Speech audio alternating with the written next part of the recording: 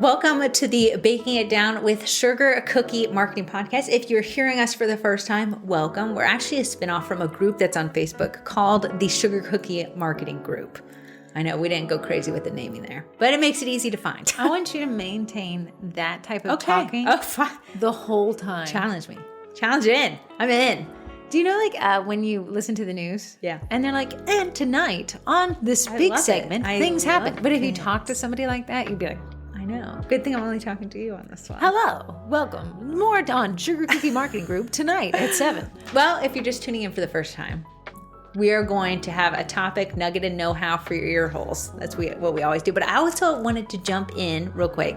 This podcast is run by the sponsors. Without the sponsors, we would not be here. But I have an update to our sponsors, and you're going to want to know about it. Let me tell you.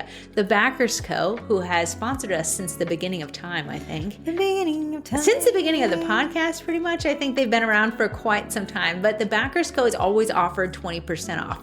But they've come to the table, and they said, you know what? The price of eggs are pricing. They are ever going up. So we wanted to help the bakers out, and we're going to give them 25% off. So starting today onward, it's 25% off using the code SugarCookie at checkout. Now the Backers Co. is backdrops in a 23 by 23 inch form. Or larger. They do have larger, but the base is 20. It transforms your home. So instead of seeing your crusty, dusty granite countertop with all the crumbs. Don't you call my granite countertop crusty, dusty.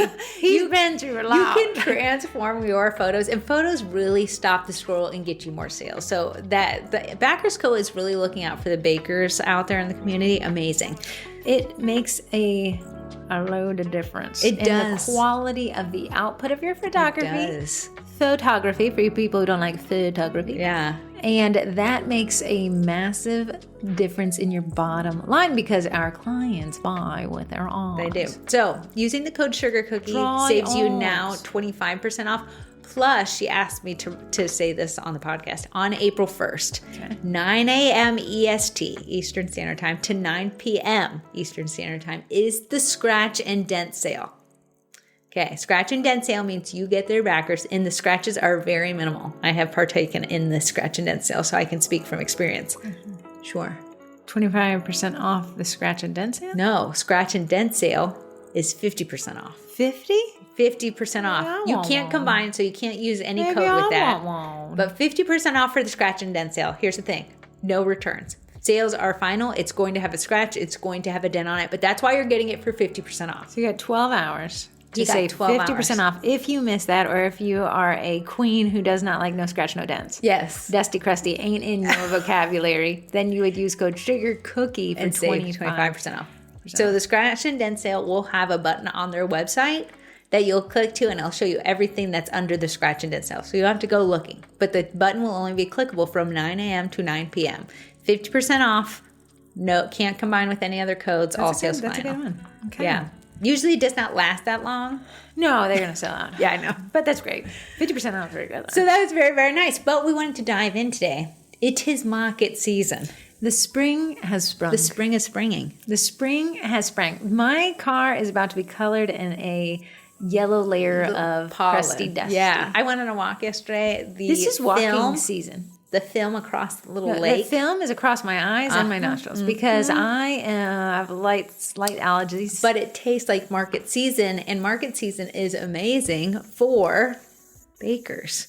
It's a great way to, one, jumpstart your business. If you're brand spanking new, to get your name out there in a market is amazing. There's nothing like it. Don't set sail across the Atlantic on your own when you can tack your ship onto the big boat. Yeah, but there are some things to look out when choosing what market you want to be a part of. I think the broad strokes markets are great for people who like doing things on the weekends. Yeah. The consistent thing. Now, I'm not cut from the cloth that says be somewhere every Saturday at a certain time all summer. Yeah. For some reason, I feel claustrophobic. I like to have my options and let the wind, much like Pocahontas, take me where it blows. What was the song?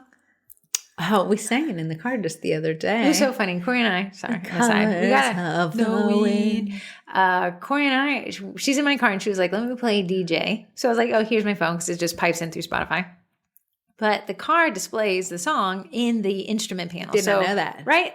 I'm speeding and I'm also singing. Did not know So that. Corey's like, she's like stoked, and she's, when somebody's scrolling on Spotify, 5 years pass and they think it's 5 minutes. She's like, chooses Hercules. And I'm like, oh, that's a great song. And so she's like, well, we, hum along with it. Right? Then she picks another one. I was like, oh, Colors of the Wind, just a banger. Like that one's phenomenal. And she was like, oh. So I hum along with it. And the third one, it was like an obscure Hercules song. I was like, oh, I love this song. Corey's like, you are just phenomenal. I said, I didn't know you were such a Disney adult. Like, she's like, you hear 2 notes and know what the song is, but I was reading it. I said, I'm an idiot. So anyways, jumping into market season. Now, you got to ask yourself, are you a market girly? Mm-hmm. Are you somebody who can be consistent with this? Because the worst thing you can do is sign up for market and cancel. I know. Because you don't like it. So what this whole podcast, and Corey is very, very excited about this one, is to help you vet this before you jump in. Yes. So if you went through all these, I think we have 5 steps here. You know I'm a farmer's market go-to kind of gal. Corrie is going to put her at I love Ain't to stroll. No cucumber safe. Ain't no tomato not going to be picked up and looked at. I love to examine. I don't need any tomatoes right now. I went to a farmer's. I'm not cut for farmers markets, even attending them. If me and a farmer lock eyes, I'm going to buy something. I don't care if it's rotten through. Mm-hmm. I felt bad. That's why I love when it's a jam-packed farmer's market. There's too many eyes to lock in on, so I'm just a bag in the wind. Before we jump into this, here's my question for you. I used to have to do vendor booths in regards to like service-based industries, and I still have PTSD from that. You do. But there's the theory that you make your booth so people can walk in, or there's one where you bring your booth out so people passing by can stop by. Which one are you? As a consumer, let me walk in towards you. I don't want you to be right at the forefront of it because that will shy me away. I just want to see what you got to offer first. Then I'll talk myself into buying something. Now, I know this is very shopper specific. Do you want somebody to ask you if you need help, or would you like to approach them as you need? I know a lot of people actually like to be asked if they need assistance. Let me approach you as I need. Heck yeah. Okay, let's jump in to the number one. So it's farmers market season. Here's the things to look for if you're pre-planning going to market, and then we'll take you all the way to like I'm going to. So biggest one, this is a marketing podcast, you're not going to be surprised here, is the marketing itself. Here's the thing. Farmers markets pop up in spring just like the flowers do. The problem is they're best laid plans of mice and men. Some are brand new, never been marketed, don't have a following, and you're taking a risk with your business being the first one there. Right. What we don't want is to hook our trailer to the horse that's on his way to the glue factory. Yeah. Right. Now, you live in Lake Ridge, right? There's a Dale City Farmers Market, which is happening. It's the number one around town. And now there's the Tackett's Mill Farmers Market, which I think someone finally put it out of his misery. Yeah, he has been on his way out for years. Is he not dead yet? I want to say he still has maybe 3 vendors. 3 vendors. Okay, so what we don't want, and this is why this is such an important question to start with, is we don't want to get locked into a market that has no value when there's a better market for us. Here's the thing. We are getting into the markets because it's going to help our marketing. We don't need to be doing the marketing for ourselves and the marketing for another farmer's market as well. Yeah, it'd be a little unfair to the baker who's listening, who's been listening to this podcast and implemented all these great marketing tactics. And then the farmer's market's like, hey, could you bring more traffic? That's not the goal here. We want something that's already working well and we can grab onto it. Yeah. We don't want to make something that's not work well. Yes, you may be the superstar at that farmer's market of 3, but again, what's the value in it? And if the ship is sinking, for you to put so much time and effort in something that is already on its way out, that is unfortunate, and it will put a bad taste of farmers markets in your mouth. We have a lot of means of transportation. We got horses, buggies, boats, tugboats, Titanics. Spring has sprung. Cruise ships. We are moving. And much like this podcast, we're moving on. So a great way to see if the market is marketing is social media pages. Check out their social media. Mm-hmm. You may say, well, they don't have one. Right there. That's my first little red flag. Yeah, it's good to know. Why, in the world of online, why don't they have any social media? And they may have different. They may not be on Instagram, but big on Facebook, or maybe even do it on Nextdoor. We need a little something. Maybe have a newsletter. I need them to have a website. We need something. It's good to know. It's indicative of how strong the market will be. If they're not marketed at all, well, do what Corrie and I say. If you're not marketing, you're dying, right? Yeah. So if they're not marketing, it would take them down a notch. And maybe I'd seek out someone that was marketing. Another way, and I have this actually in my second tab, but I'm going to move it up. Ask in a community group which markets people love the most. Yeah. That's from the mouth of babes. Yes. You're going to hear that they love this market and they're not going to mention this market. And you're going to be like, okay, this one, for some odd reason, people like it. Why reinvent the wheel and try to make people like it? Absolutely. Absolutely. We're going to say, okay, community group. I am a vendor. I'm looking to go to a farmer's market. Which is your favorite? Or you can come in even more innocuous and say, hey, I'm looking to attend a farmer's market this weekend. Right. What are my must knows? Where should I go? You'll see that the resounding name will be the Dale City Farmers Market, which is next to me, and the unresounding name will be Tackett's Mill. Tackett's Mill might charge you less of a booth price, and you might be like, but it's cheaper. Here's it's not always it may be cheaper, but the cost. I know. So so then we go to the second one. So do your market research. So first we said is a marketing. We want to see how involved the markets, the organizers are. Yeah, that would be great, because if they're communicative on social media, they're likely going to be communicative in email. So then next one, do your market research of your market. How long has this market been around? Yeah. Is it how often do you see it again recommended in community groups? Mm-hmm. I've never seen Tackett's Mill recommended. I've only seen people say don't go there, don't waste your time. So what we don't want, you may have the best 3 vendors in the world, but 3 vendors aren't going to suffice the trip. And we have a lot of traffic here, so it is asking people to do a lot. And then you have that Dale City. Ask when the market runs. We have a market here in Burke that runs on Wednesdays. That's an interesting strategy. It gets people who don't work. We get the older generation or stay-at-home moms, but we don't get families. Yeah, but Saturday markets, you're getting the whole kit and caboodle. What you're going to see with Saturday markets is going to be higher cost. So it does factor. At the end of the day, the biggest market in the world isn't always the answer. Yeah. Let's say you don't have a high capacity to be able to bake that much. Maybe the smaller market is the cheaper market. Maybe that's where your budget allows you. Just because it's not the biggest and the best doesn't mean it's an automatic nair. Yes. But if you were like, hey, I have high capacity, I want to make I want this to be a part of my bottom line, we're going to look for the biggest and the best. Yes.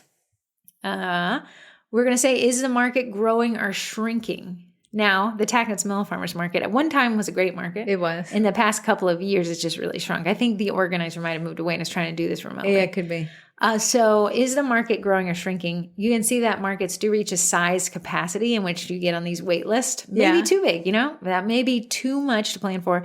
But if we have a market that every year gets smaller and smaller, a good sign not to get involved. It's a good sign to know that, maybe the customer service with the organizers to the vendors isn't great. If a business is shrinking, there is a reason why. Mm-hmm. If it is a really mean organizer, we don't necessarily want us attaching our trailer to that horse. Right. So I'm going to say small markets are fine. Small markets in their growth stage, even better. Markets that are in their dying stage, I would probably steer clear of. Yeah. Right. So again, we don't have to be the biggest and the best, but we don't want to do Tackett's Mill. Sorry, Tackett's Mill. Is there a lot of diversity in vendor options? So when I think of farmers market, Corrie says this most important one is vegetable vendors. Listen, if you get a good veggie vendor there, they are the ones that bring the people there. It just is what it is. Yeah, so I think you got your foundational staples, the veggie vendors. Then we have the Burke Farmers Market. It's really popping off these years. Yeah. They have a pickle guy. I love the pickle people. Because it's such a stick, it kind of becomes its own marketing. Yeah. Another one to look for, if they have a coffee vendor, we have a coffee drive-in. He drives in with his little coffee truck. That is a good one. That's a fantastic one because you're getting food trucks. Sometimes I've seen this incorporation of food trucks in these. It's great because now we get the people staying, and they're staying longer because they have this food option. You get breakfast and lunch options, so you have a lot. Some provide seating, which seating keeps people there longer. Seating is a rarity. It really is. I'm going to say look at parking. Yeah. There is, so the problem with the Burke Farmers Market is it was a small parking lot. They took over the commuter garage, which now allows for a ton more parking. If there is a max capacity of parking, because remember, the farmers market started taking up the parking lot. Dale City is max capacity. So that is something to keep in mind. Yeah. We don't, that's the problem. When you're too big, Yeah. When you're too big, you start You're to fighting fail. over spots there. Yeah, and then we're driving people away. That's going to leave a bad taste in a few people's mouth. Again, a little out of the control of the vendors, just something to keep in mind as you're doing your market research. And I do really like that diversity in vendor options. Now, you're going to not see us say, like, is there any bakers there? I hope there are. If you haven't been there, no baker has come, might not be a great place for bakers. So if you see a baker there, it doesn't mean it's a no. It actually could mean it's a better yes. And we'll talk about that in a second. And then Corrie has, keep in mind that typically you want to bake for 20% of foot traffic. So we have a ton of people. You're going to think in your mind, if I just saw 100 people, I'd be baking around 20 units. Yeah. If this market sees 1,000 people, do I have the capability of baking 200 units? The issue that I see most bakers that approach their first farmer's market, they said, I overbaked. I didn't sell that much. Look, I had to waste all this product or I had to give it away. And that can put a bad taste in your mouth. I know you're going to jump ahead on we're going to go back to once we sign up. Okay. And I feel like that's going to be. You did jump with the. You have it here. You had me had it. Do your market research. I needed it to be under ask. It is also organizer. No, we actually have it preparing for the market. Okay. So let's just recap. So one, we're going to say is the marketing, because this is a marketing podcast. I think the world turns with marketing. Without it, people don't know things are for sale. It would be awesome if the social media pages featured vendors. Oh, for sure. That'd be amazing. Really cool. I have yet to see that myself. Yeah. Then number 2, do your market research. So before we even bring out our pen and checkbook, we're going to learn more about this market. So we have a couple in there. I do really like that community group recommending thing. Yes. It kind of narrows it. How long has that market been around? How do you see it recommended often? Is a market growing or shrinking? Is there a diverse amount of vendor options? And then you're going to say, could I handle how many people this market brings? Could I bake for that? Number 3, okay, we've narrowed it down. We found a market we're really interested in. It's time to engage the organizers. Yeah. Now, this is where you take that deep breath because money might be coming out of your pocket this one. So we're going to say, let's reach out to the market and ask these questions. You don't want to seem accusatory. Again, these market organizers have a lot of power. They do. And they can place you. So how many bakers are vending? How many vegetable vendors you have? What does a vendor list look like? Yeah. See if we can get a vendor list. Yeah.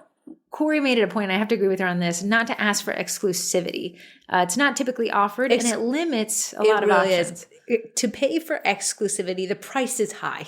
Okay, yes. At the end of the day, the organizers have one job. Fill the slots with vendors, fill the parking lot with people. For you to ask for exclusivity, that's a lot. And unless you're ready to pay the big bucks, I would stay away from questions like that and just ask, how many bakers do you think will be there? Are there anyone who specializes in macarons there? Right. So yeah, like kind of doing it from a more of a research aspect, like, hey, whatever they're not making, I think I want to fill in that Absolutely. gap. So I'd ask for a list of vendors and kind of do your research on the vendors as well. Again, are they marketing? Are they not? It's up to them. That one be awesome if everybody did. I don't see why you wouldn't, but hey, what do I know?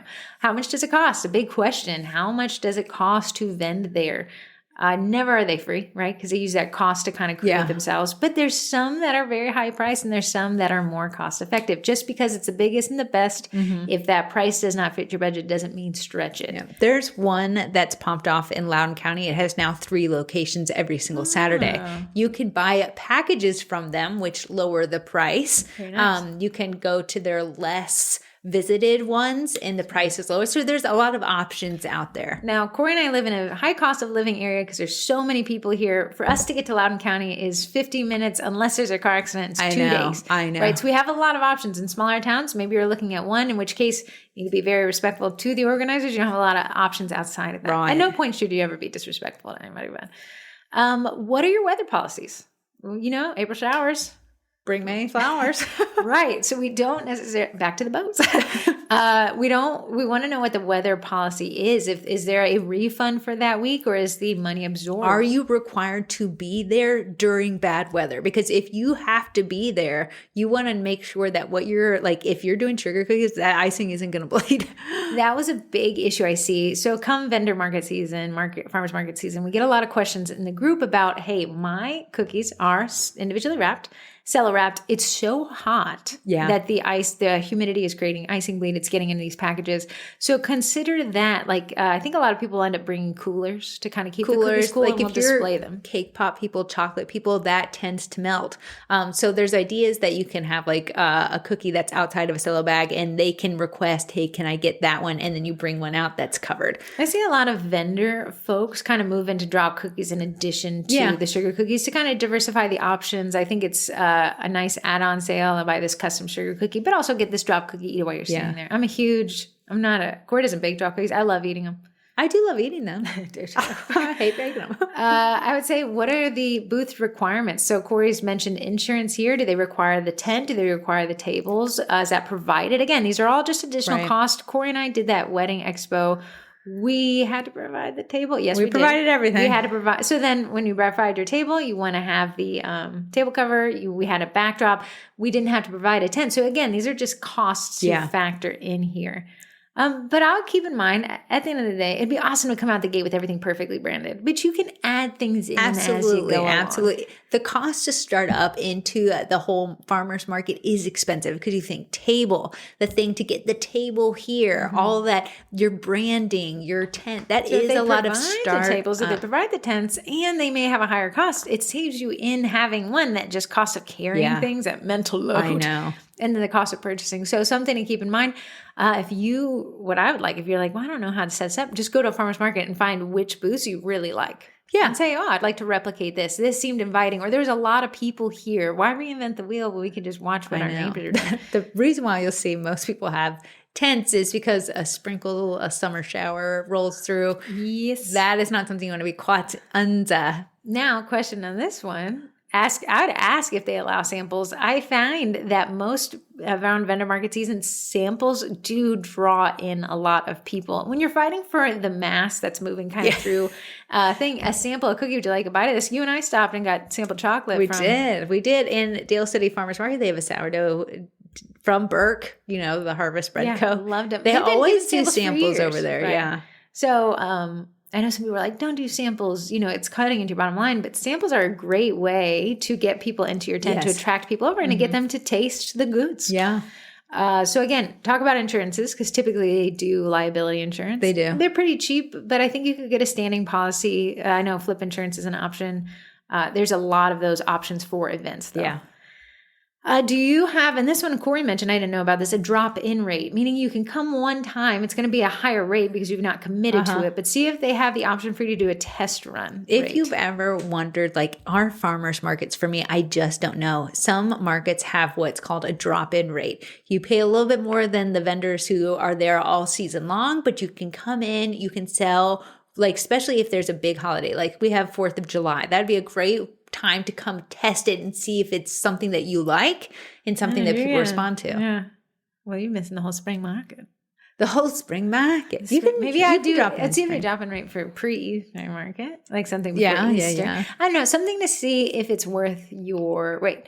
Like if you're like, hey, I'm committed, I could do this. Let me do one dry run before I sign a contract. Yeah. Not every market will have that, but it might be a decent ask, even if a market hadn't thought of it. Like, hey, can I vend this 1 week? See if it's a good fit for us. Sure. And then what are your cancellation policies? Life changes. What you don't want is to sign up for the entire market season and then cancel on them and then ask for your money back. Yeah. Right? The problem is it's putting the organizers in a tough spot. And what we don't want to do is burn a bridge. Because the organizer has got a lot of power, right?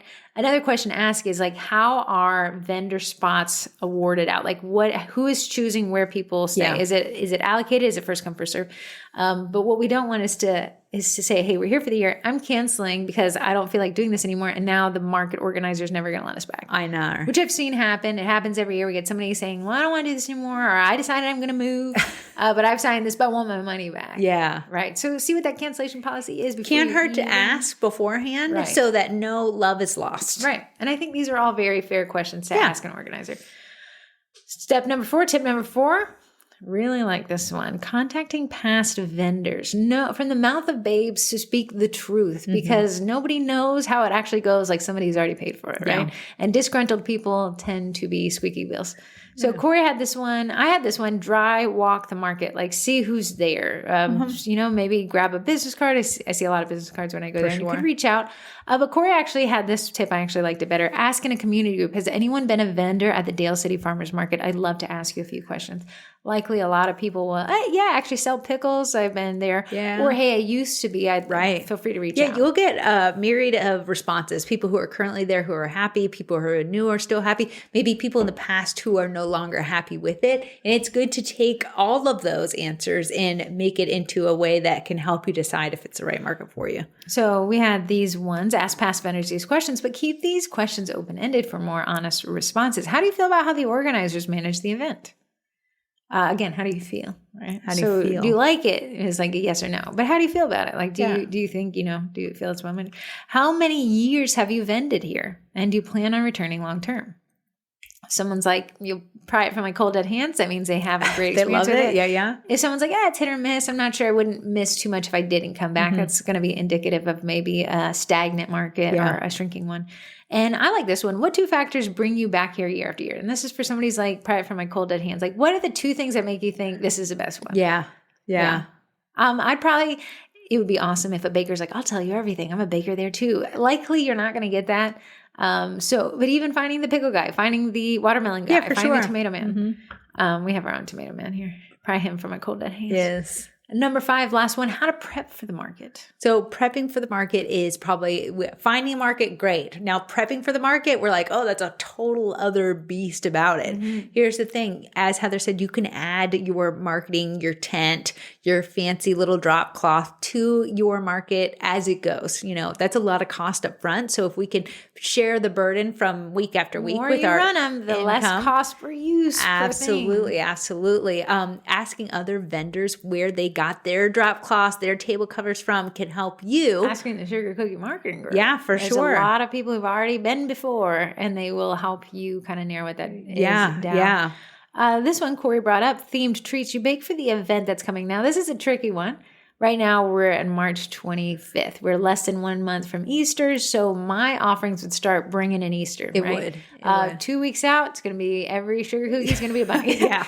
So you kind of allow the holidays to sell for you. Themed treats do better than ambiguous treats. Instead of just royal icing sugar cookies that are a circle, we want to make sure that we're doing the Easter bunny as Easter is coming. Something floral for Mother's Day, Father's Day tie. And these are going to help you make those sales. Even if they're a one-off kid just wanting something, it's going to help bring the kids in. And the parents are like, oh, my dad, I have to go visit him next week for Father's Day. I'll grab a few for him. One, it's super cute. It's easier to market. This is another one. Bake things that freeze well in case of bad weather or low sales that week. I like this one. Corrie's trying to keep our ingredients costs low. Nothing like, what's it called when a product, not expired products, but so there's End some of life. product that is not producting anymore. But bake things that freeze well. So if you do have low attendance or it does get rained out, you're not out the cost of those cookies. You're like, well, now I got to throw them away. Royal icing sugar cookies freeze very well. Sourdough can freeze. So there's a lot of things out there that you can freeze that you could bring back to the next market and make your money back. What you don't want to do is bake so much and it doesn't, chocolate things, great. Those last a long time, but things like cake, where you're like, oh, I did cake by the slice and now they're just getting stale as I go. It's a rougher one. I know. It's a rough one. So things to consider. We do a poll in the group. It's always that the organizers say there's 5,000 people that attend the show. Yeah. How much do you bake? We find that on average, I do like the 20% thing, but when you're dealing with 5,000 people, it's not going to be that type of event. We find that people average between 150 units to 200 units. Yes. Whatever that means, however it's interpreted, it's hard to poll a group with such a hey, have you done a vendor event? How much you baked for? Here's the thing. You have to think about what is pulling people. Is it a carnival ride and vendors just happen to be there because Farmers people are there? Is local buying stuff. Yeah. Carnivals or one-off pop-ups, where they are having me and Heather, the one we went to last year, they were having a runway fashion show was the main pull and we were the extras there. So we weren't necessarily the draw. Right. So it's kind of you'll see something that's pulling in 5,000 people might not be farmers market specific. Yeah. So something to keep in mind. 150 units, it's probably, you're going to get your sea legs, right? Back onto the boat. Mm-hmm. You're going to say, well, I baked too little or I baked too much. And then as you continue on that market, you're going to say, okay, I figured out how this works. This one, market it.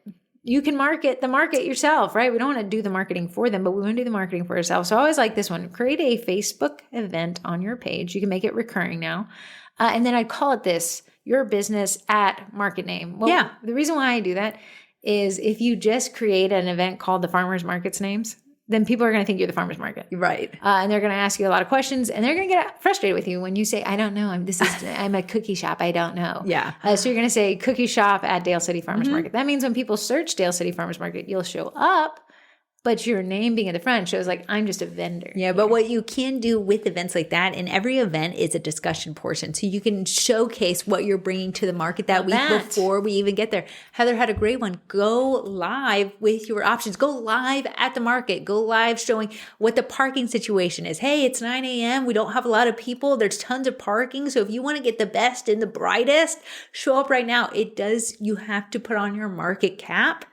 Yes. And take off your I'm embarrassed hat. I think sometimes we think in terms of a farmer's market, like I'm just a vendor here. I don't need to market it. I think you should treat it like you're teaching a cookie class where you are the reason why people are showing up. Right. And if you don't try, they don't come. Like have that mentality and you're going to be like, hey guys, Corrie hates going live, but sometimes I'm like, hey, turn that bad boy on. I know. Here's the thing. Markets are great for getting your name out there and your brand out there. But what we want to do is cultivate that audience now. We don't want to just get it one and done and then we're forgotten about. We want them to come to our page, like it, and then get valuable content each and every week. What you're bringing, what the situation looks like, how many vendors are there. The Dale City Farmers Market runs all year long. During the winter, there's 5 core vendors there, but then it grows as the spring. So every time I see in the local community groups, how many vendors are at the Dale City Farmers Market this week? Because as the weather warms up, more and more come, but you could be bringing that information. Talk about great content. One, you post to your stories, you post to your feed, you post as a reel, but like, hey guys, I'm going to walk the market for you. I'm here a little early. We got pickle guys setting up. We got watermelon. We got bakery. We got another bakery over here. I want to also say, even though I've not vended at the Dale City Farmers Market, I've made plenty of videos about the Dale City Farmers Market. And boy, do those vendors, when I tag them, always reshare my posts. Talk about a great way. That is cross-marketing, because if you're local and I'm local and I'm shouting you out, you could return the favor by sharing that post. And then we're both getting some zhuzh out of it. Great share. And what a great partnership. Mm-hmm. Start promoting it right now. Include it as just like another one of your products. Like I said, treat it like a cookie class. I'm going to market my cookie class bucket. I'm going to market my farmer's market bucket. You're going to keep tapping that guy, and we're going to keep promoting it. And we're going to promote it all year, or as long as that we're attending that. And then we're going to tag the businesses that we can. If the farmers market has social media, which it should, because we did our research back there, we could even say, hey, social media person for the farmers market, what content would you love me to make for you guys? Yeah. And I'll post it to my page, just to kind of get the hype. Sure. Remember, behind every business is a social media person who just wishes somebody would make content and share it and tag them.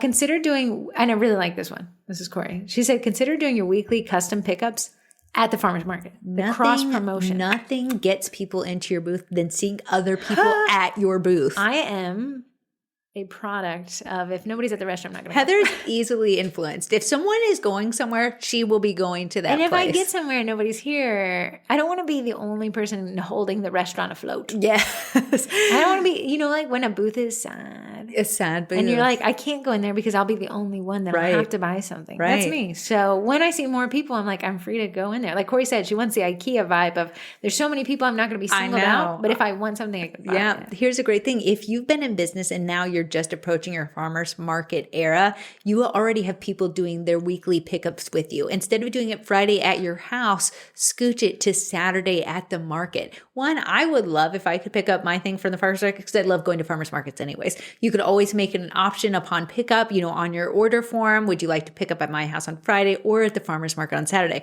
What we're trying to do is build this sense of, what am I missing out on? Why is everyone going over to the pie place? What if we said noodle wall stick? Sure. What if you said, if you pick at the farmer's market, there's 10% off of anything at the farmer's market? Remember, 10%, if we have a healthy pricing model and we're charging 15% profit, even at a 10% discount, we still make a 5% profit for individuals who wouldn't have been there otherwise, except for they're there to pick up. Now, and I liked Corrie's like the compulsion to quickly snag something when you're already at. It would be hard pressed to think, I'm going to go to a farmer's market, get my cookies, and leave with nothing. I'm going to get something. If my little bun is getting out of the car and going to farmer's market, I will be buying something. I will be coming back with a snack, a treacle, and a watermelon. Yeah. You will be doing that. So I really like that one because the farmer's market is so fun. It is so fun. And then people could come that weren't otherwise, and then you could get them to buy more stuff. Yeah. Again, Corey and I said this, the Facebook Lives each week featuring the market vendors be our eyes and ears. Before I roll out of bed, I want to know. And then you can be like, hey guys, here's what the weather looks like today. I hate this. You put it right next to the sound. I want everyone to be annoyed with me. I've been trying to get back on my water game. I need to get on my water game too. But farmer's market can be great boon for your business. What you don't want to do is promise to be at a farmer's market and then take on so many custom order requests that you're fighting for space in your day and you're not getting any sleep at night. You have got to be a dedicated farmer's market person, and maybe customs take a backseat. Farmer's market are great during the summer because customs are fewer and farther between. But you don't want to be like, well, I'm going to take all the customs and I'm going to do all the farmer's market. Something's got to give. Plan this. So you can do the throttling of customs, which is a great way to do it. Corey will do it by saying, I'm just booked for the month. Yeah. Right? She'll take on the orders that she wants. Rest assured, if you tell somebody you're booked, they're still going to try to get into your inbox. She can take those orders as she wants. Or you can tell people like, hey, I'm actually booked for your date. However, I'll have some Easter options at the farmer's market. They may be a perfect fit for what you're looking for. Yeah, it's fantastic. Farmer's markets can be great. They can be great for your business. You have got to know your numbers. Now, here's what I'm going to say. Speaking on know your numbers. Yeah. I think you can get away with charging higher prices at a farmer's market. I'm conditioned to know that watermelon farmer's market is going to be a premium price. You're not, in our area at least, no one can go into a farmer's market thinking that they're getting a deal. No, you go because you think it's farm to table. You think it's the freshest, bestest. Absolutely. You're not saying like this is going to be cheaper than Safeway. Like this is going to be more expensive and for good reason. Yeah. These are supporting the local community. I really do like that, leaning into that kind of type marketing. Like, agriculture, that farm to table.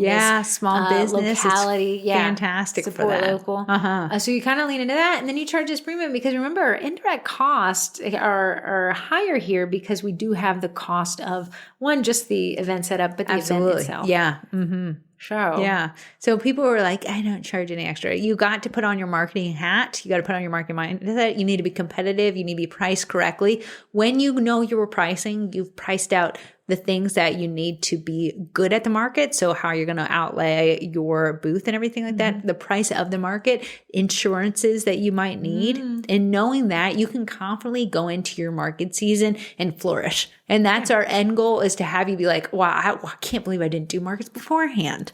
I would say the dry run, being the consumer yourself, going to the market, checking out the prices, buying some stuff, looking at the bread, looking at any of that baked type stuff and seeing what their margins are. Yeah. I will buy from every baker there. Corey's going to treat herself. To taste test. I love to treat myself. I'm not going to be like, oh, I hate so-and-so's thing. No, I'm going to eat it and be like, I think I really like that they did this, or I really like the way they packaged that, or this was a cute design. I'm going to go in there and I'm going to figure out what others are doing. That's smart business. Putting your blinders on and be like, I can't look at what they're doing.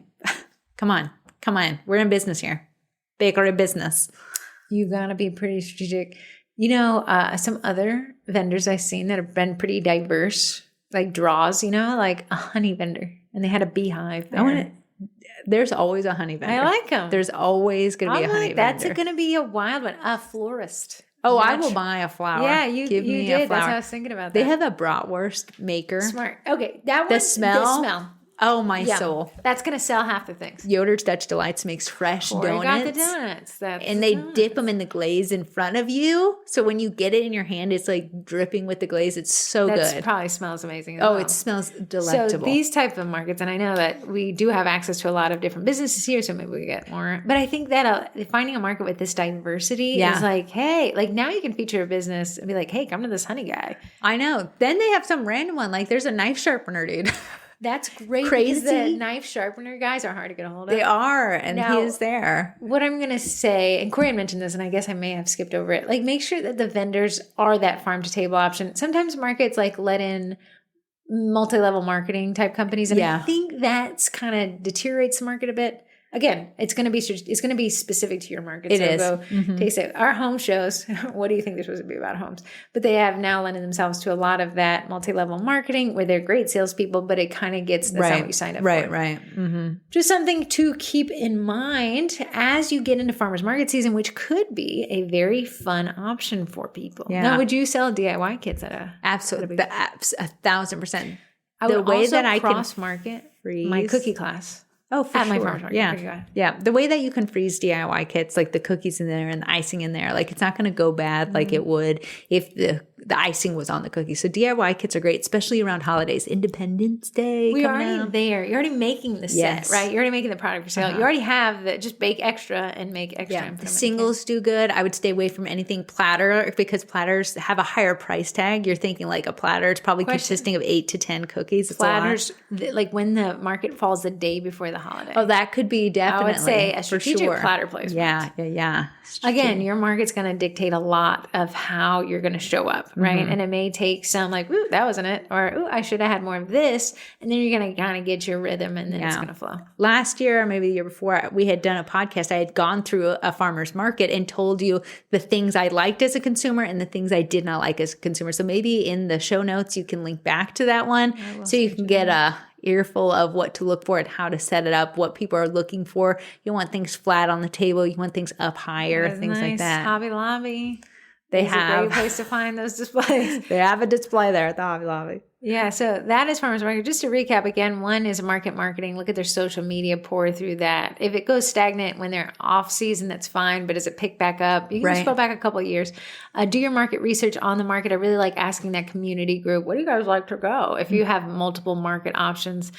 Questions to ask the organizers. We're talking about cost policies, what's provided, what isn't provided, cancellation, things like that. Contacting past vendors from the mouth of babes. Hey, what brings you back here? How did you like this? What did you hate about it? Things like that. And then how to prep for that market. Theme treats as we're leading up to holidays. Again, there's a point I always see right now, like I'm 2 months away from the holiday. What do? True. And I say lean into the spring. Yes. Nothing a floral spring can't cover. Bugs, things like that. Bake things that freeze well so you can plan if weather takes a left turn. Do your own marketing. Market it as if it's one of these products that you got to sell. This is a marketing podcast. Marketing makes the world go round. You could be a huge boon to that. Yeah. Farmers market yourself with the marketing. And then go live. Consider doing your weekly pickups there. Really make the market work for you. I don't think markets are, if you build it, they'll come. However, there's enough vendors there that sheer numbers kind of bolster it up, but you can water that a little bit. Watch you make yourself so valuable to the organizers that they want you to come back. Wouldn't that be amazing? Oh, that would be so That's because you did really great marketing and drove foot traffic. You guys remember Google's product is a person searching on Google, right? So Google needs the website that pulls up first to be the best. The farmers market's product is other vendors. Yeah. Like they need the vendors to show up and the vendors need the customers, the foot traffic, right? Yeah. So if we can make this look healthy and great for the organizers could give us preference. It's hard not to be affectionate to someone who's helping you. I know. Right? We're humans at the end of the day. Listen, you scratch my back up. So kind of consider that. And I think the way that you're going to help these organizers is, being a nice vendor showing up, but also this marketing component. Yeah, for sure. For sure. Well, that wraps us up for the tip that we have today. Heather, what is the Cookie College? Speaking of marketing. When we just said market, this is how to do that. Yeah. It's all the strategies of marketing and business administration, like business adminning, which is gross because we start these companies. I had someone say today, they're like, we start these companies and I feel like I'm not baking. I'm doing everything else. 17 hats. I know. And some of them have cookies involved. So streamlining, making business work better. We're focusing on this year on classes on passive income, cookie classes. That's what the Cookie College is designed to be. It's designed to help guide you. It's a done with you type setup where you can take these courses. They're pre-recorded. You can take them at your own pace and implement things like creating a domain name and connecting it to a website. Yeah. You're going to see tons of courses out there that are selling, here's how to start your bakery business. Here's my tip. You got to look for someone. Are they putting into practice what they are teaching? If they are not putting into practice what they're teaching, why are they teaching it to you? It's easy to say, do steps 1, 2, and 3. But unless you're seeing them utilize it themselves, how can they tell you that it's working? I don't want to teach a cookie class. But Corey's like, get your butt up. Yeah. Because we're not going to be telling people how to teach cookie classes, not be teaching them. Here's the thing. Us teaching cookie classes in the thick of COVID is different than us teaching cookie classes today. So the marketing I told you years ago is not going to be the same marketing that I tell you today. So we have to get our buns out of our own seats out there. And I do love teaching the cookie classes. I love working with the clients for the custom orders and things like that. It's always a learning curve. I am always learning something that I can bring to the table. And when we turn around, as we turn that, bring to the table and turn it into a course to work on. So I'm working on the Amazon storefront, which is something you'd say. And we actually, when we teach a cookie class, I'll send out the link to our Amazon storefront. I'll be like, hey, a lot of the products you guys use today, here's where you can find them on Amazon. Now we have some people in the Cookie College who have started bringing those products and selling them in class at a higher margin than Amazon, but it's that instant, I just took this class. Yeah, Corrie and I had a class the other day. You know, I don't like giving up my scraps. Heather does not. Yeah, Heather Campbell Berkshire sent us some backups, so you're lucky. You're lucky. Yeah, we needed them. But Corrie, they were like, can we buy your scraps? Because we're going home to decorate these. I know. Again, we're going to recreate everything we just learned here. And I was like, no. And Corrie's like, give it to them. And they're like, yes, we want everything. And I hated it. But a lot of the Cookie College members have talked about it. And they're like, hey, I buy this pack of, $5 scribes. Like I get a pack of 20 for $5. And then I sell them at, $3, $4. I know. And people want the option to be able to buy. They want to go and recreate. They're so excited after class that they want to go home and take everything they learned back home with them and really just do it. So providing that opportunity for them is going to, one, benefit them, but also benefit you. Yeah, and it's just another, again, this passive. We're already selling out the cookie class. You might as well make some additional money. And even adding DIY kits. Corrie and I sell DIY kits along with the class ticket. Yeah, fun. Always just pads it. And we charge, we actually raised our prices this year again. When in Rome. We raised the prices on the DIY kits, and we've continued to sell out, And I think, you know what, for me to be able to say, charge more for your classes and not teach classes, I cannot wrap my mind around that. So that's why I said, Heather, we will be teaching classes. Because Corrie's like, hey, send us up for a vendor event. Like, there's so much behind that. She's like, it'll be good for a class. It'll be good for it. That's what Corrie did this. And I'm like, why? And she'd be like, it'll be good for a class. Yeah, I will say, though, every time I sign up and then the time comes, I feel very differently. Some man on TikTok, because I downloaded it on Friday and uninstalled it on Sunday. He was like, when you signed up, that energy is still inside you. Yeah. Even though you don't want to go now. He said, you've got to see the energy will have a great story. It does. It does. Yeah, it does. It does. You know what he said? I stayed home my whole life and had a great time. I know. But you got to experience life. Yeah. Staying home is great. The things that I sign up for when I have a good attitude are crazy. Sometimes I'm like, I'm going to say yes to this. I'm going to hate it, but I'm going to go because I'll like myself better for having gone. Yeah, but if you want to master your online marketing and grow your bakery in 2025, the Cookie College is for you. If you want to stay stagnant and you say maybe next year or maybe this isn't for me, the Cookie College is not for you. Yeah, I don't want you to sign up and then do nothing. And I definitely don't want you to not sign up and then wonder why nothing's changed. You didn't do anything. I was thinking about this the other day. Life shakes out exactly as what you output, you get back. Yeah. Like if you're going to act like you always say to me, what you water will grow. Right. So when somebody's like, well, we've done nothing and nothing's changed. I like that meme because it's so great. Like you implemented no changes and your business did not grow. Right. If you could create a business and it naturally grows, we'd never be able to enter a market because the people who were before us would be massive billionaires. So it's if you water it, it grows. Okay, how do you cost effectively do that? Like we're cottage bakers, like we don't have big budgets as these businesses that have we don't have like millions in startup. And that's why Corrie and I did the done with you because you're not doing it for you. I'd have to charge you more, and we're not going to make you do it by yourself. So this kind of done with you setup and the Cookie College and the private group and these courses all are like, hey, I got you. Yeah. Listen, pause me when you need to, but keep pressing play when you're ready to do this. Yeah. So that's the Cookie College. You can learn more about the Cookie College at thecookie.college.com. Mm-hmm. The new website for Sugar Cookie Marketing is up. It includes a lot of our free. Heather has spent a lot of time designing the new website. She really had in mind, what do bakers need to hear, need to know, where to go. Hey, maybe we should do a podcast on this. I was thinking like in terms of writing copy, right? We need copy. We need the words on a website.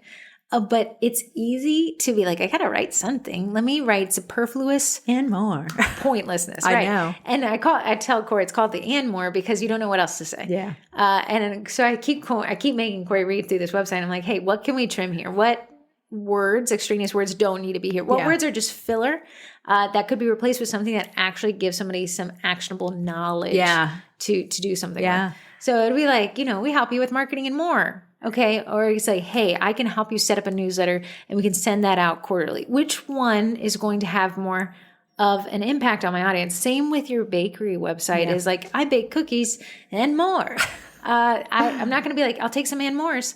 Right. I'm going to say, how much is that Ann Moore? Cookies. I do cake pops, and I'm getting into sourdough. If you want any three of these, let me be the first door you knock on. And here's the great thing about a website. It never has to be stagnant. If you do Ann Moore, you can say, hey, sourdough and brownies. Like, you can add to it. If you had Ann Moore's or brownies, which one are you I know. What's going to make you sell more? It's going to be saying the word brownies. Yeah, and it's kind of that, like, and I've been baking for a long time. No, sometimes people do that for a while because they're embarrassed.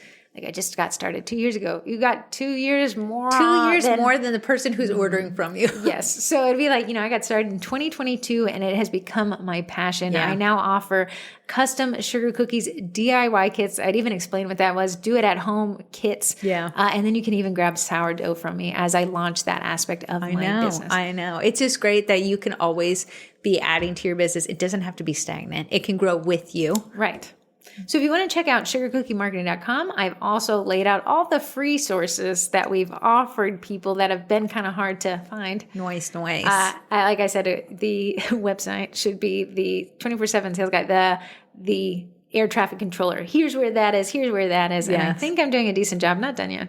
Working through it, but I'm happy with it, and it is live. It's been nice. We're doing it live. We're doing it live. I'll just touch on the cookie class kits if you want to teach cookie classes, but you're like, I'm not ready for the college, but I still want to teach classes. I just made the next one. My eyes and my ears have seen and heard. It is a Cinco de Mayo. It's so cute. You may be thinking, like, why that class? Because 3 years ago, we did the primary holidays. We did. Last year, we did the secondary holidays. So if there was 2 holidays within a month, we did the one that was less popular. Yeah. And it was like St. Patrick's Day instead of like Easter, which was the first year. And then this one, we're hitting all the gaps between those. Yeah, the gaps. And you don't know, like, there is a cult following for chips and salsa. And for getting the ladies together for a little marg and a little cookie decorating on Cinco de Mayo is so cute. Plus, you can turn it into a DIY kit and sell it that way. But I also think, like you said, like just a fun class. It's super fun. When I was making it, I said, this is so much fun. It is so fun. A little, is it chili pepper? What did this say? We have a chili pepper. We have a sombrero. We have chips and cheese. Got a little queso in there. Which one else do we have? I just showed you last night. We have a, what is it? The thing with the pit in the side? Avocado? Did you just offend an avocado? An avocado. We have an avocado. The last one, why is it failed for my brain? But it's cute, whatever it is. I cannot remember for the life of me. The class. You don't have a margarita, do you? It is not a mark, but I will look it up. It is a taco. A taco, a cactus, a pepper, chip and queso, and a sombrero, and a guac. If you could have, let's say pretend somebody reached out for a private party and they decided, and they're having their girlfriends over. Yeah. You do margs and meringue. Margs and meringue. That's adorable. That's how we'll be calling it because there's no. I like it. Yeah, I like that. How fun. The Cookie Class Kits is we offer 5 memberships. The Cookie College being the highest one, but the Cookie Class Kits is included in the Cookie College. However, Class Kits cheaper. And you can get all the 2025 Class Kits. So if you signed up today, you would get that taco class. Taco. And you would get 4 other classes. You get what? 4 other classes? Yeah, I think so. Yeah, you get all the classes from 2025. We also have the Baker's Business Basics, which includes a discount code if you want to sign up for the Cookie College. Someone did that over the weekend, and I was like, girl, you get it, girl. Smart. She signed up for the Baker's Business Basics, got that code, and then went right back to her membership settings and switched over to the Cookie College. Prorated discount and a discount on Girl, smart. She's making 2025 work for her. The digital downloads, which will be working on some DIY cookie care cards for Easter, and then the $2 transfer club, which is actually included on all those memberships as well. You'll never guess how much it costs. $2. 3. Just kidding. I was like, oh no. The $2 transfer club for $3.50. So that is the Cookie College. Now moving on to our texting questions. Yes. I posted yesterday. I was like, hey, Corrie made fun of me. She was like, you got 4 texts last week. I did. I said I didn't have barely any numbers to choose from. You're stupid. So I posted in the group, and if this isn't the marketing lesson of this week, I posted in the group and I was like, hey, text in for your chance to win a stupid card tray. Here's the phone number. We have 50 texts. What? 50 texts. You said 50? 1, 2, 3, 4, 5, 6, 7, 8, 9, 10, 11, 12, 13, 14, 15, 16, 17, 18, 19, 20, 21, 22, 23, 24, 25, 26, 27, 28, 29, 30, 31, 32, 33, 34, 35, 36, 37, 38, 39, 40, 41, 42, 43, 44, 45, 46, 48, 47, 48, 49, 50. I'm sorry, 51, 52.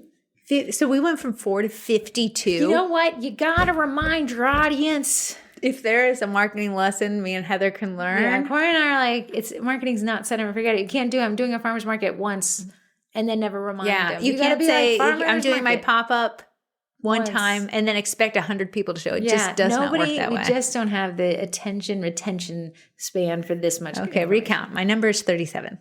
3, 1, 2, 3, 4, 5, 6, 7, 8, 9, 10, 11, 12, 13, 14, 15, 16, 17, 18, 19, 20, 21, 22, 23, 24, 25, 26, 27, 28, 29, 30, 31, 32, 33, 34, 35, 36, 37, 38. Oh, 37. 847 area code. What do you think it is? 847. I'm going to say Illinois. Northeastern Illinois. Whoever you are, number 37 Illinois. We are vibing. Waukegan, Arlington Heights, Evanston, and Elgin. Nice. Oh, that's crazy. Look at that. that. Was wild. Did you just feel like it felt like it was a northern little area code there. Yeah, it was. What is the best option for capturing payments for classes to keep everything in order and digital, Laura? So Laura, email me, heather@sugarcookiemarket.com with the rest of your phone number. And I will set you up with Phil for a stupid card tray. If you didn't win today, you can always use the code SUGAR for 15% off Stackable. And I think they're having some sales coming up. Nice. Laura, me and you, we're feeling the vibe. If you didn't know, me and Heather have offered classes for a number of years. The one thing that we do offer and where our tickets are held is Eventbrite. Mm-hmm. The reason why we like Eventbrite is because it's a search engine all in one. A lot of crafters and people who like to do meetups will go to Eventbrite to find local classes. Here's the thing. Eventbrite does take a fee out of each ticket that you sell. So it's not a free platform to use if you are selling classes, but it is a nice and organized way to offer classes.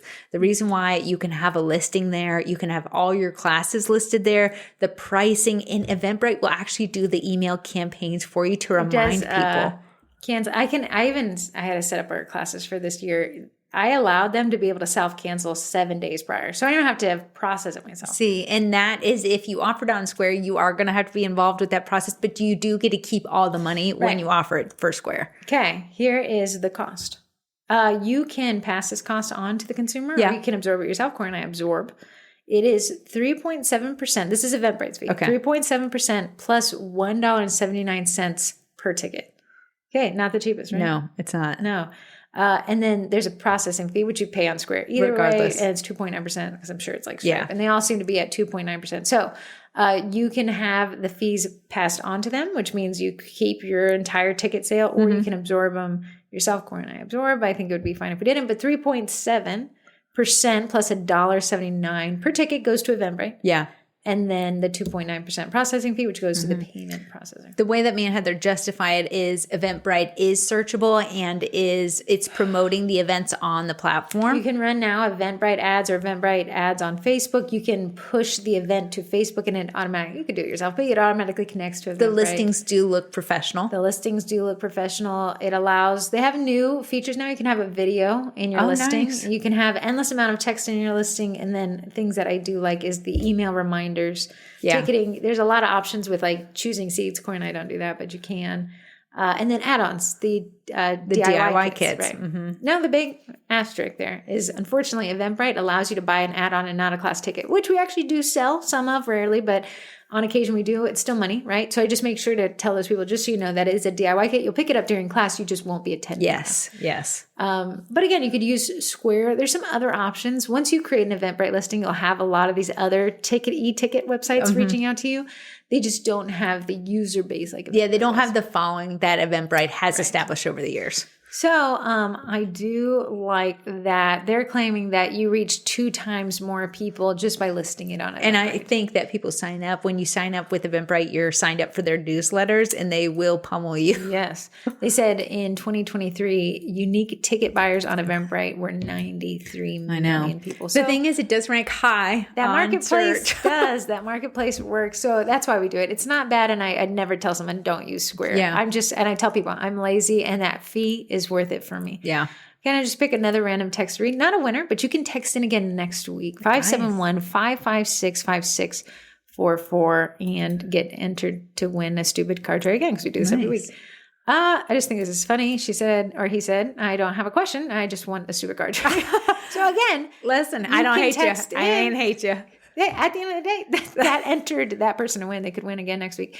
Another question. How do I make the switch from Messenger direct message orders to a software designed or Google Forms?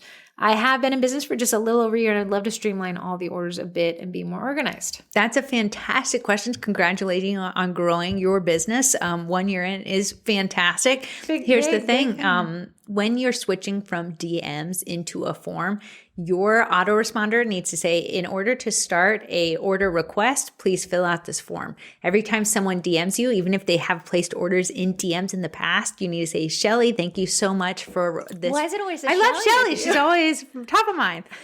Thank you so much, Shelly. If you wouldn't mind filling out this form, it'll keep me organized. And no matter what, you have to keep pushing the Corrie form. Actually was lamenting this. Corey's like, I have it when somebody sends a direct message. It says, go to my form. And she's, booking out. And then she's like, we're gone on vacation some of these days. And she's like, people really just want to get around it. So they'll send me an email, which also tells them you've got to go to the form. So again, it's going to have kind of that little blend in. You're going to regret not taking from the form once you taste of the sweet nectar of what you can do with forms. I know. If you use a Google form, you're not going to be able to collect payment, but it puts it in a spreadsheet for you. But isn't Google Forms free currently? So a great stepping stone if you're coming from DMs into a form, Google Forms is free. You can't take payment there, but you couldn't take payment really, I think, on Facebook DMs either. No, I don't think that ever worked out for them. I think they tried and maybe it didn't work out. Facebook is like, taste this, try this, and love it. Never like tells you it like got rid of it. It was just like, it's gone. That never happened. And then Corrie uses Jotform sometimes, most of the time, right? So we were arguing yesterday. I read yesterday that relationships with arguments, as long as they're not horrible, as long as like disagreements are healthier relationships, because a relationship with no arguments means somebody is brushing something under the rug. Oh, good. We're not brushing one thing. Close. So Corrie wanted to sell some DIY kits. We set it up on Jotform. She was like, I'll just send them the invoice. I was like, not in 2025. We don't. We collect payment at checkout. So Jotform, I think, still allows for 10 paid submissions for free. Oh, nice. Right. There was a question in the group. Okay, so per month, 10. Which is our cookie club. Okay, I know. If you know, sign up for the cookie club. Okay, so if you don't use the full 10, does that roll over? No. Okay, it doesn't roll over. If I delete prior submissions, does that give me 10 back? No, you can't do that. I hope not. I'd be like, Jotform, we're doing Jotform pricing. Let me just check it real quick. You can get monthly pricing. Let's just see. They change it constantly. They always are. Deals. So I'm going to look at the monthly, not paying yearly. There's a yearly discount. They're 20% off if you pay for the year. Starter plan, you get 5 forms. That's not 5 submissions. It's 5 different forms. So you could have an Easter DIY kit form. You could have a class form. You could have an order form. You can get 100 submissions. For how much? This is the free plan. Oh, the free plan? Uh-huh. Oh, that's a fantastic way. 100 submissions. This does include money. I know. 1 user. Okay. 100 megabytes of space, meaning if they attached an image. I see. It could be big, massive. Okay. They limit how many people look at your form. 1,000. I mean, we're kind of big. If you're getting 3,000 views and no submission, you got to. Okay. This is what you're saying. 500 total submission storage. Okay. Yes. So there's a cap on what happened last month and the month before, right? 100 fields per form. If you're getting close to that, I got to talk to you. Okay. 10 monthly payment submissions. I see. I see. And then 10 monthly sign. And that's all free. Right? I want to say, though, as you're growing your business, that's a nice stepping stone. I would say, okay, Google Forms is going to be easier to fill out. For sure. It's going to be easier to set up. As you move along, Jotform free plan would be my next step. Mm-hmm. It would be nice to end up on a website. It would be nice to build up to getting to a website. But I think the Jotform free plan, payment taken at time of order. That's going to get you more conversions. It really, truly is. So bronze plan, just you guys, it's $39 a month, but if you pay for yearly, it's $34. There is Jotform branding on the first one, and I hate the branding. I know, but if I like. But I want to say, if you're thinking about Jotform, sign up for their newsletters. They are always offering a discount. I would never pay full sticker price for Jotform. They run a sale when they fart. Literally, let's just put that. It's somebody fart. We're gonna put this on sale. So yeah, that's how Jotform pricing works. Great question. Let's do one last one. Sure. One last guy. I launched my first class, and I'll be doing it at my home. I plan to rent a venue in the future, but I was trying to see first if my customers would buy, and which they did. Do you have any tips for me? I hope I win the tray. Thank you guys. You guys are amazing. So you didn't win the tray, but text in next week. This is also a great Fantastic. question. And also, congratulations on your first class. That's awesome. I like what she did there. And I know some of you guys are screaming, you need to check with your homeowner's insurance policy, which she probably is. Yeah. So let's assume that she's checked with her homeowner policy or she has flip insurance add-on for the single day. So we're insured. What I would do, I would say, how many people do you have coming? Smaller numbers. Do not be scared of small numbers. Small numbers are fantastic. For your first class. Love it. Absolutely. I'd encourage it, if not just for your first few classes. Yeah. Things that I wish Corrie and I knew with her first class that we didn't before. I wish, and we did do this, so I'm going to pass this along. Do a dry run with your family first. It just tells you, like, they're like, you guys. It helps you fill in gaps that are maybe there's too many lulls. If you over talk at the beginning and like now the decorating part is very rushed, you only have technically, if your eyes are set on a venue, venues have time frames that you have to stick to. Right. So you don't want the longer your class goes, the less profit you're making. That's just how it works. So even though you're jiving, everyone's having a blast, you have got to have a cutoff time because each minute over is taking away from your profits. Because even though we love the class attendees, got to get them out. There's got to be an expiration date to the class so you can walk away and know what your profits and your cost were. Since you got it in your house, you get a little bit more flexibility, which is great. Things I probably wish I knew. Are you planning to decorate with them? There'll be some dead air there. I would practice if you can narrate while you decorate. Corrie does. I narrate for her because I'm doing nothing there. I mean, like, and so if you could practice, like, and almost record yourself. I know it's like the worst thing in the world. Be like, hey guys, what you're going to see me do now, I'm going to lay down the pipe. I'm going to draw it up, give myself some distance, let gravity do the work. What Heather was talking about in the car when I was trying to give us like the music list, the playlist. And Heather's like, it's 5 years for the person sitting there waiting for you to put your playlist together. The same thing is for when the baker is decorating the cookie. It's like, you feel like it's 2 seconds long. Let me tell you, the only thing longer than watching paint dry is watching icing dry. So what happens is you're like decorating, trying to show off to these people, but it's a lot of time is passing with dead air. Yes. So I try to always keep that energy up in the class. You're going to be like, if you're a one-man band or if you have a twin. Somebody messaged the page last night and she was like, me and my sister are twins. Just kidding. We're 60 and 65. We're just like you two. And we're going to teach our first grade class. So they signed up with the class kids yesterday. And I was like, you guys are the only thing you're going to hate is that you didn't do it. So you're going to practice like, hey, with a camera. You're like, hey guys, what we're going to do is we're going to pipe this. You're going to see that I'm coming around here. Make this very dramatic because the icing separates. And then I like to add weird facts in. Now it's easier for me because I'm doing nothing. Right. So be like, hey, this icing won't be fully dry until 48 hours. Or it's just merely crusting. We have about 30 seconds before it starts that kind of crusting process. Yeah. So you want to use your scribe. Things like that. Right. Kind of keep that energy up. That energy up and going. So back to it, I would do a dry run with family. I'd record myself if I'm a one-man band, and I would very much focus on your room configuration. Yeah. Corrie and I find that around seating is what works for the venue and for us as well, because it forces everyone to look at each other, which we find creates icebreakers. Now, classroom seating has everyone facing forward. We're pretty conditioned in class not to talk to each other. Corrie and I want them to know each other. So another thing we do is an icebreaker, an icing breaker.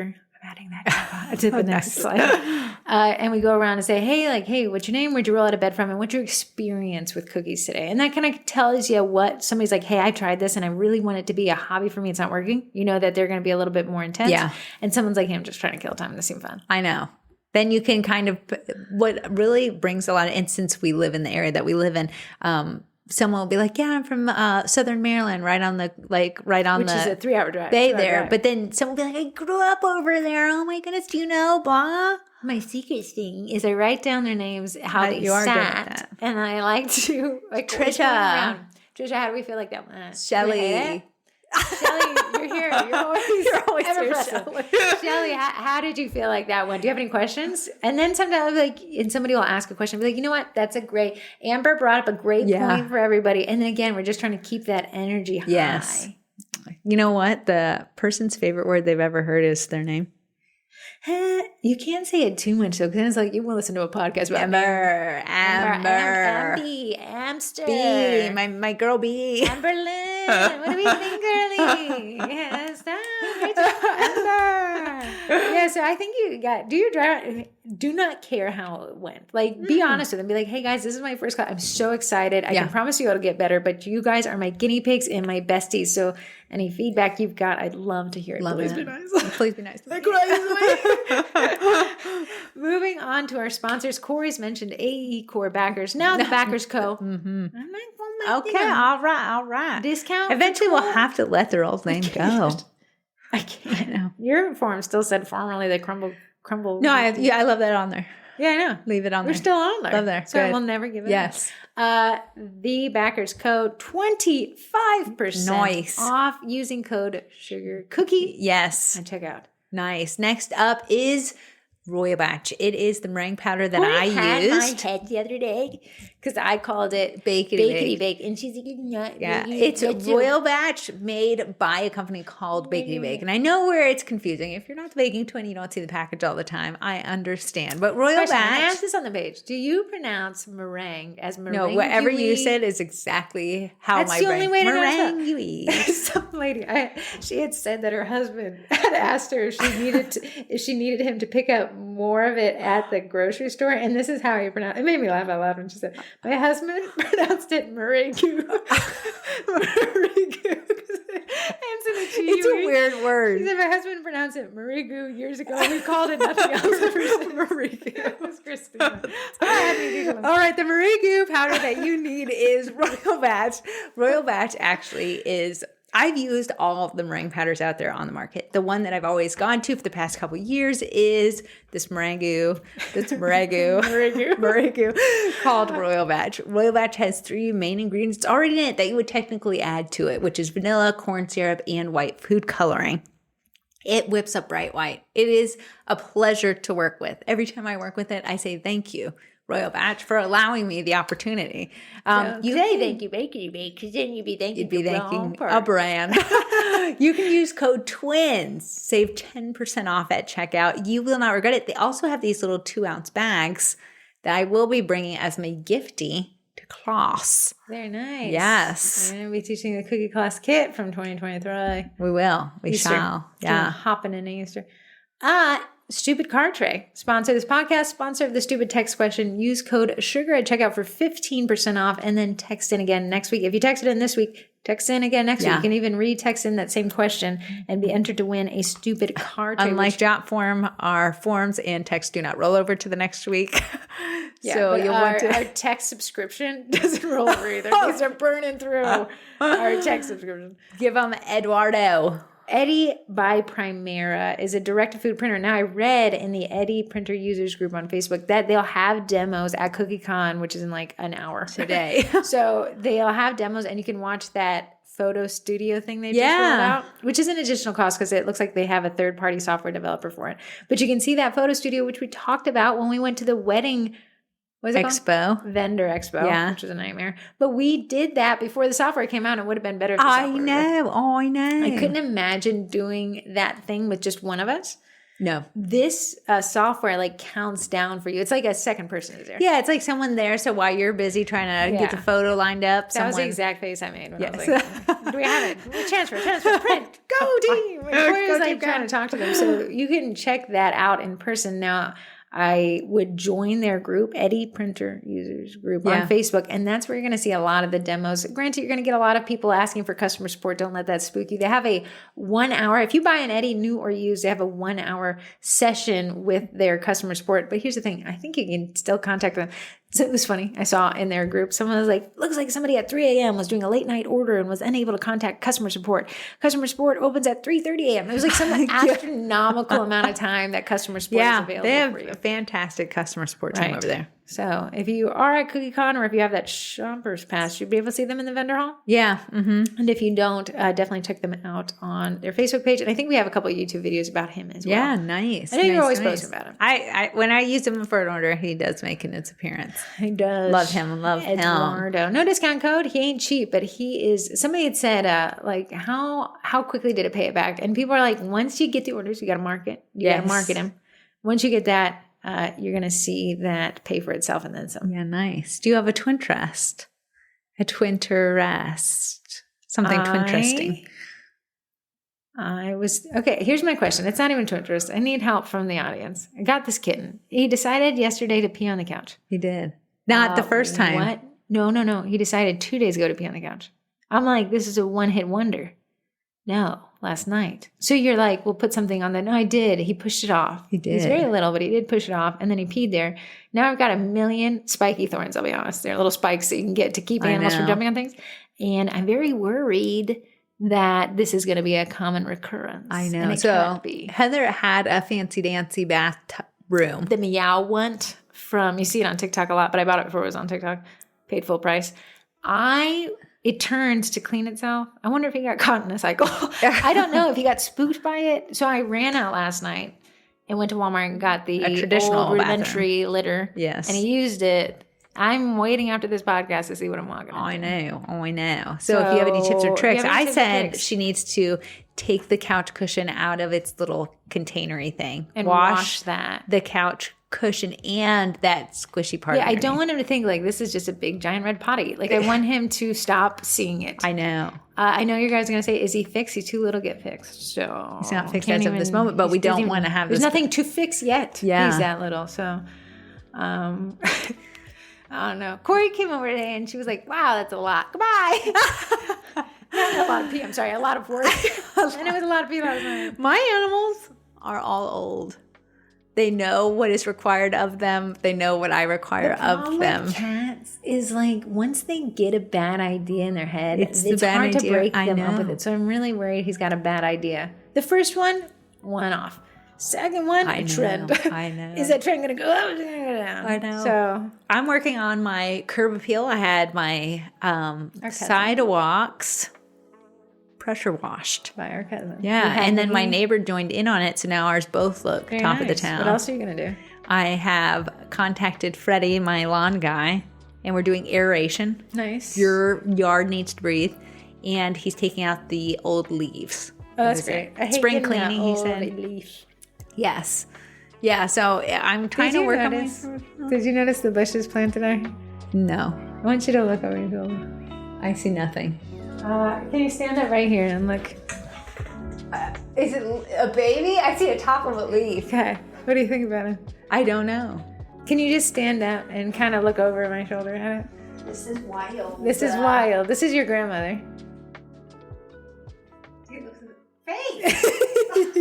Ruth Ann found fake outdoor plants on Amazon and ordered them, and she is stoked that nobody notices that they're not real. No one's near them. Yeah, and she says it's the distance that makes them look real. Wild. Mm-hmm. Wild. No, I will not be doing that. But they'll never need pruning.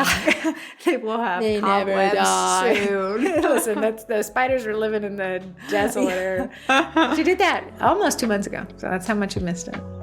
You haven't noticed that they're fake. Well, now I know. I will be bringing it up in a conversation. She'll be stoked. She's very proud of it. But yeah, any more curb appeal? Well, I put some grass seed down. Nice. Some old grass seed. And then I ordered from, I love Etsy. I do love Etsy. You know, I have those little bushes and they kind of surround the tree, but there's no color there. They don't bloom. Yeah. Little clay flowers with a stick and put them in there. What's the difference between Ruth Ann's fake bush and your Listen, I'm supporting small business, not big box store like Amazon. Da-na-na. That'll be fun. We'll see. That'll be fun. Post a picture of you should have done a before and after, but I'm making a video. There is a before and after. Corrie will make a video out of it. Corrie's actually making some really good content. She said she's going to start a short little series on how to prep for a cookie class. Yeah, I've done it so much that I've gotten out of the thoughts of if someone's never done it. So she's going to go find the cutters. She's going to go prep the dough, tell you how she preps that. I think you freeze it ahead of time and then just kind of roll it and cut it. How you do the icing. Definitely don't don't involve me in that part, please. And then how we set up for class. Yeah. Yeah. Maybe I'll add in a part of my series the emails. I love that. Thank you. Thank you. I print. Would love to see that. With my subscription that I don't want to use. I haven't printed a single paper. I don't want to mess up my papers. All right, guys. Thank you so much for tuning in. As always, you can text in, call in, listen in.